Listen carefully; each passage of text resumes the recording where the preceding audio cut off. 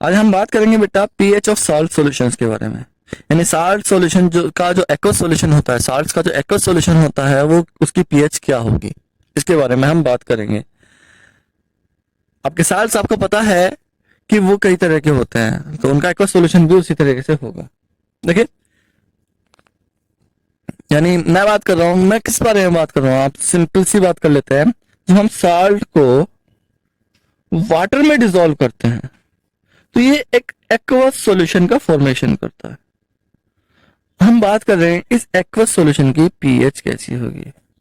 That means हम पहले बात करेंगे nature of salt solutions and after that their pH.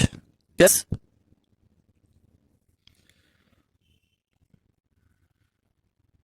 Nature of salt solution. Nature से relate मतलब है कि ये नेचर एसिडिक होगी कि बेसिक होगी कि ये आपका न्यूट्रल होगा। यस, अब बेटा यहां ये बात आती है, अगर हम बात करते हैं कि नेचर की बात कर रहे हैं तो साल्ट पर डिपेंड करता है। आपका कोई भी साल्ट, अगर मैं बात करता हूं,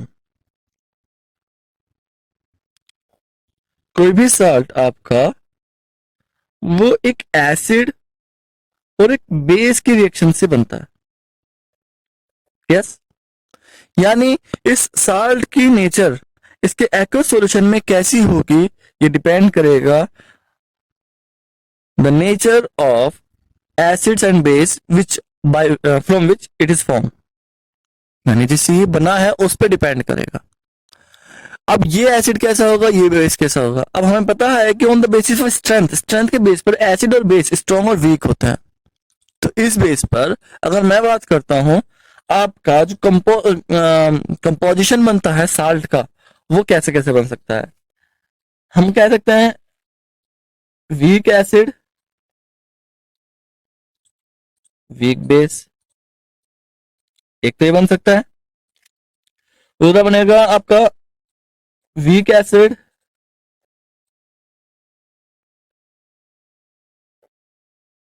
स्ट्रॉन्ग बेस। तीसरा बनता है आपका स्ट्रॉन्ग एसिड, वीक बेस। चौथा कंपोजिशन जो बनता है वो आपका ये बनता है strong acid and strong base. Yes, तो ये चार कंपोजिशन आपके बनते हैं कि भाई आपका एक एसिड और बेस जब रिएक्शन में जाएंगे तो किस तरह के साल्ट का फॉर्मेशन करेंगे। यस, बेटा एक चीज यहां पर आपको बता दूं, जो स्ट्रांग होता है वो ज्यादा डोमिनेट करता है ऑन कह लीजिए वीक्स पर। तो पहले मैं इनका एक एग्जांपल दे देता हूँ। स्ट्रॉन्ग एसिड स्ट्रॉन्ग बेस का जो एग्जांपल है अगर आप देखोगे वो HCl और NaOH का है। चलिए हम बात करेंगे इनके बारे में ही, है ना। तो पहले हम बात करते हैं first salt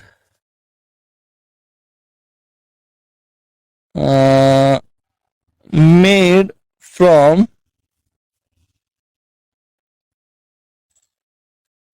strong acid and strong base. यानी ऐसे साल्ट के बारे में बात करेंगे जो स्ट्रॉन्ग एसिड और स्ट्रॉन्ग बेस के बारे में से बनता हो। एग्जाम्पल ले लेते हैं हम HCl प्लस NaOH, यानी हमारा जो NaCl है वो इसी तरह का एक साल्ट है।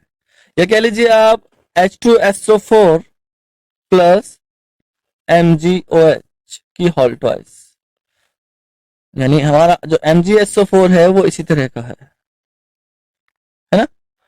तो यहां पर बात आ रही है कि अगर ऐसा होता है तो इसकी नेचर, इसके एक्वस सॉल्यूशन की नेचर कैसी होगी। तो बेटा जब NaCl को हम एक्वस सॉल्यूशन में डालेंगे तो Na positive and Cl negative में कंप्लीटली आयनाइज हो जाएगा। अब ध्यान दीजिए इस चीज को कि वो कंप्लीटली आयनाइज्ड होगा और H positive and OH negative ion वैसे के वैसे मिलेंगे हमें, तो इक्वल अमाउंट में मिलेंगे। समझ आ रही बात, इक्वल अमाउंट में मिलने वाले हैं। तो इसलिए ये जो NaCl होगा यानी स्ट्रॉन्ग एसिड और स्ट्रॉन्ग बेस से बनने वाला जो साल्ट होगा उसका जो एक्वस सॉल्यूशन होगा इट विल बी न्यूट्रल। क्यों होगा, ध्यान से सुन लो, जितने Na पॉजिटिव बनेंगे उतने ही Cl नेगेटिव बनेंगे, जितने H पॉजिटिव बनेंगे उतने ही OH नेगेटिव बनेंगे, यानी दोनों स्ट्रॉन्ग हैं, दोनों इक्वल अमाउंट में आयनाइज्ड होंगे। क्योंकि मैंने आपको पहले भी बताया है जो पीएच डिपेंड करती है वो आयनाइजेशन ऑफ कंपाउंड पे डिपेंड करती है। अगर आयनाइजेशन कंप्लीट होता है तो स्ट्रांगली पीएच आएगी, और अगर आयनाइजेशन पार्शियली होता है तो पीएच उसके ही अकॉर्डिंग आएगी। ओके, अब यहाँ पर क्या हो रहा है, यहाँ पर आपका जो NaCl और H2O है, जो NaCl में जो Na पॉजिटिव और Cl नेगेटिव आयंस हैं, ये दोनों के दोनों कंप्लीटली आयनाइज्ड होते हैं। तो स्ट्रॉन्ग एसिड और स्ट्रॉन्ग बेस से बनने वाला जो साल्ट होगा उसकी पीएच हमेशा न्यूट्रल होगी, यानी वो न्यूट्रल नेचर होगा, यानी पीएच जो होगी ऑलवेज बी इक्वल टू 7 होगी। बहुत आसान हो गया हमारा। चलिए अब हम बात करते हैं salt made from strong acid and weak base। बेटा अब आपको थोड़ा ध्यान देने वाली बात है, देखो ध्यान से कि अगर मैं एक ऐसे स्ट्रॉन्ग एसिड और वीक बेस के बारे में बात करता हूं, स्ट्रॉन्ग एसिड और वीक बेस के बारे में बात करता हूं तो क्या होगा। देखो फॉर एग्जांपल मैं ले रहा हूं HCl ले रहा हूं, NH4OH ले रहा हूं, ओके। तो क्या होगा जब ये बनेगा तो इसमें से जो साल्ट बनने वाला है वो बनेगा NH4Cl एंड H2O। तो हम बात करेंगे NH4Cl की। तो बेटा जो NH4Cl होगा, जब हम इसका एक्वस सॉल्यूशन बनाएंगे तो क्या होगा, ये आयनाइज्ड होगा जैसे ही वो हुआ था NH4 positive and Cl negative, और इसके साथ H positive and OH negative. Yes, लेकिन Cl नेगेटिव तो स्ट्रॉन्ग एसिड से मिलकर बना है तो आयनाइज्ड रह सकता है, लेकिन NH4 पॉजिटिव जो है आपका वीक बेस से मिलकर बना है तो ये आयनाइज्ड कंप्लीटली नहीं हो सकता। तो क्या होगा कि ये इस OH नेगेटिव से केमिकली इंटरेक्ट कर सकता है, और केमिकली इंटरेक्ट करने के बाद NH4OH का फॉर्मेशन कर सकता है। अगर ऐसा होता है, अगर ऐसा होता है NH4OH का फॉर्मेशन होता है तो NH4 positive and OH negative की आयंस की कंसंट्रेशन एक्वस सॉल्यूशन में कम हो जाएगी। अगर ऐसा होता है तो OH नेगेटिव आयंस किस में कम हो जाएंगे, एक्वस सॉल्यूशन में कम हो जाएंगे। तो क्या होगा भाई, तो आपका जो नेचर होगा सॉल्यूशन का, या कह लीजिए nature of solution, it will be acidic. कैसी रहेगी, एसिडिक रहेगी। यानी हम कह सकते हैं पीएच जो रहेगी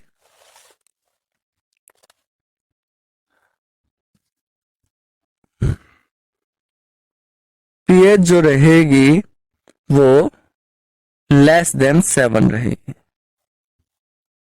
समझ में आ रही बात किसकी, जब आपका स्ट्रॉन्ग एसिड और वीक बेस से मिलकर बना हुआ सॉल्ट होगा। ओके, थर्ड वन बात करते हैं।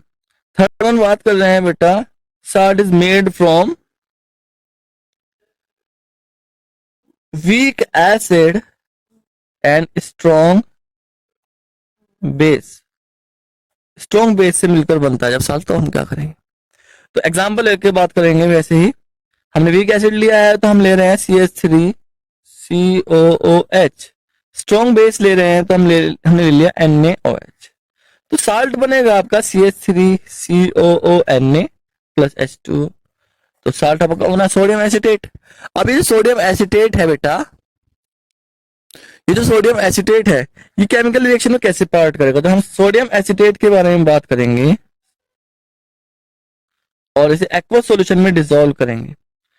तो ये दो तरह का आयन बनेगा, CH3CO negative plus Na positive plus H positive and plus OH negative. ये वाटर आयनाइज्ड होता है, बार बार मैं आपको बार बार बता रहा हूँ, ठीक है ना। अब बात करते हैं, चलो आगे आगे।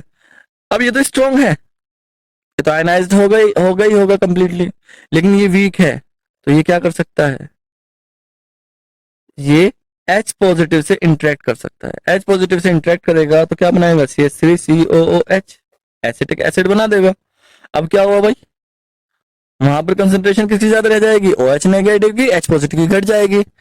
तो आपका जो सॉल्यूशन होगा इट विल बी बेसिक। कैसा रहेगा, बेसिक रहेगा और पीएच ग्रेटर देन 7। यानी जो वीक एसिड और स्ट्रॉन्ग बेस से बनने वाला साल्ट है ये हमेशा आपका कैसा रहेगा,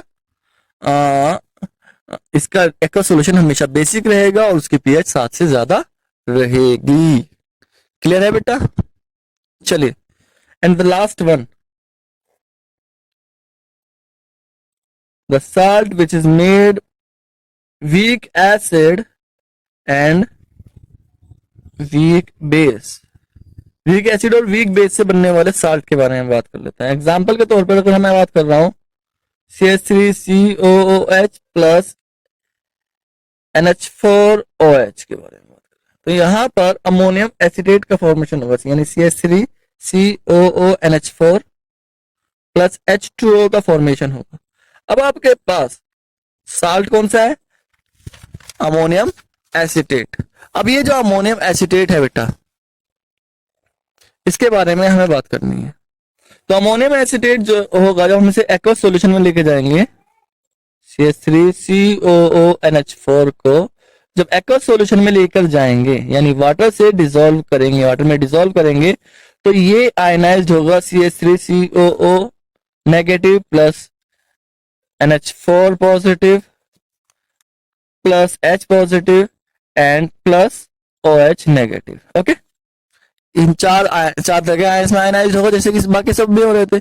लेकिन अब यहाँ पर दो रिएक्शन पॉसिबल हैं, एक तो CH3COO नेगेटिव H पॉजिटिव से इंटरेक्ट करे और क्या बनाए, CH3COOH, और दूसरा NH4 पॉजिटिव OH नेगेटिव से इंटरेक्ट करे और क्या बनाए, NH4OH। अब बाइंड में ये चीज आती है कि भाई जैसे कि स्ट्रॉन्ग एसिड और स्ट्रॉन्ग बेस से बनने वाला जो एक्वस सॉल्यूशन था वो न्यूट्रल था, ऐसे ही इनका भी होगा, क्योंकि यहाँ पर भी सेम बात हो रही है। लेकिन नहीं, यहाँ पर कुछ अलग होता है। यहाँ पर पीएच डिपेंड करेगी, पीएच डिपेंड्स करती है, किस पर डिपेंड करती है भाई, ऑन स्ट्रेंथ ऑफ एसिड और base, acid and base, sorry, acid और बेस की स्ट्रेंथ पर डिपेंड करती है। अब हम यहां कंपैरिजन करेंगे एसिटिक एसिड और NH4OH पर कि इनकी स्ट्रेंथ कितनी है। फॉर एग्जांपल, एसिडिक एसिड की पीएच 4 होती है और अमोनियम एसिटेट की जो पीएच होती है वो 9 के समथिंग होती है। अब इन दोनों में जो स्ट्रॉन्ग होगा, आपका जो एक्वस सॉल्यूशन होगा वो वैसे ही बनेगा। इन दोनों में जो स्ट्रॉन्ग होगा, समझ में आ रही बात, इन दोनों में जो भी स्ट्रॉन्ग होगा पीएच आपकी बिल्कुल वैसी ही बनेगी। इस चीज का ध्यान रखना, मतलब आपका सॉल्यूशन। अब मैंने यहाँ पर बात की एसिडिक एसिड की 4, तो 6 5 इट इज मोर, और ये 8, तो इसका मतलब क्या हुआ कि ये ज्यादा स्ट्रॉन्ग हुआ in comparison of ammonium acid. तो इस बेस पर हम बात करेंगे एसिडिक बनेंगे। तो पीएच डिपेंड, मैंने कहा कि अगर आपका साल्ट ऐसा है जो स्ट्रॉन्ग, सॉरी, वीक एसिड और वीक बेस से मिलकर बना है, तो उसकी पीएच हमेशा डिपेंड करेगी स्ट्रेंथ पर, एसिड और बेस की स्ट्रेंथ पर। जो ज्यादा स्ट्रॉन्ग होगा उसका एक्वस सॉल्यूशन वैसा ही बनेगा। It may be acidic, it may be basic. समझ आ रही बात? तो यही था आपका। इससे अलग अगर मैं बात करता हूं, एक छोटा सा डाउट रह जाता है कि हमारा जो साल्ट्स थे वो हमने अलग अलग तरीके से बात की थी। ये जो साल्ट्स बनाए हैं हमने, ये सिंपल साल्ट्स के बारे में बात की है। इससे अलग अगर आपका जो डबल एसिडिक साल्ट होगा या आपका बेसिक साल्ट होगा, उसकी जो पीएच होगी, उसके एक्वस सॉल्यूशन की जो पीएच होगी उसके नाम के अकॉर्डिंग होगी। मसलन फॉर एग्जांपल अगर मैं बात करूं एसिडिक साल्ट की, यानी मैं बात करूं NaHCO4 की, जब ये आयनाइज्ड होगा बेटा तो ये Na positive, H positive and SO4 2 negative में आयनाइज्ड होगा। तो यहाँ पर H पॉजिटिव और वाटर के साथ होगा तो H वाटर के भी H positive and OH negative ions बनेंगे। तो यहाँ पर H पॉजिटिव और H पॉजिटिव ज्यादा हो जाएंगे, तो ये अपने आप एसिडिक हो जाएगा। या फिर आप बात करो NaOH, सॉरी, MgOH Br की, तो ये जब आयनाइज होगा तो ये Mg2 positive plus OH negative plus Br negative की फॉर्म में आयनाइज होगा, और साथ के साथ वाटर मॉलिक्यूल भी आयनाइज होंगे। तो यहाँ पर OH नेगेटिव अपने आप से ज्यादा हो रहा है।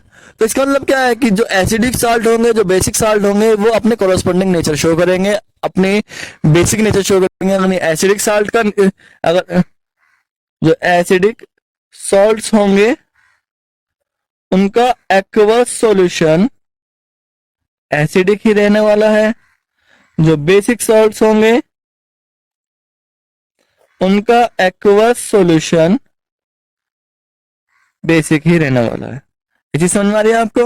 और इससे अलग बेटा अगर हम बात कर रहे हैं कि भाई ये जो चीज है आपकी, जो आपका साल्ट होता है, डबल साल्ट होगा या फिर आपका कॉम्प्लेक्स साल्ट होगा, वो उसके रिगार्डिंग ही बात की जाएगी, जो उसके अकॉर्डिंग होगा, ठीक है ना। लेकिन आपके सिलेबस में जो बेसिक साल्ट्स होते हैं उनके ही बारे में, सिंपल साल्ट्स के बारे में बात होती है, तो यहां तक आपका क्लियर होता है, ठीक है।